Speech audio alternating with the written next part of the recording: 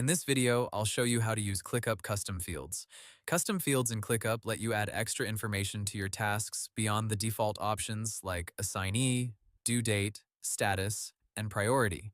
They are useful when you want to track details that are specific to your workflow, such as budget, client name, project stage, approval status, invoice number, content type, or estimated value. First, open ClickUp and go to the Space, Folder, or List where you want to use custom fields.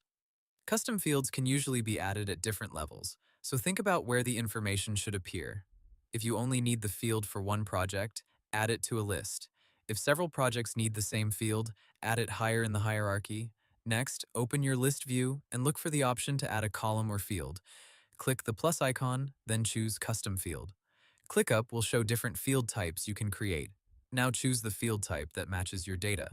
For example, use a text field for client names, a number field for budgets, a drop-down field for categories, a date field for deadlines, a checkbox field for simple yes or no tracking, and a currency field for prices or project values.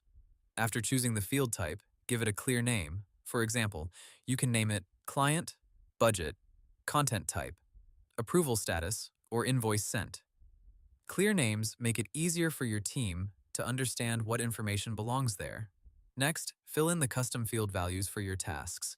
You can update them directly from the task view or from the list columns. This makes it easy to scan, sort, and filter your work. You can also use custom fields in filters, dashboards, automations, and reports. For example, you can filter tasks by client, group projects by priority level, or create a dashboard showing total project value. Custom fields are powerful, but try not to create too many at once. Start with the fields your workflow truly needs, then add more as your process becomes clearer. Hope the tutorial was helpful. Subscribe to my channel and see you in the next video.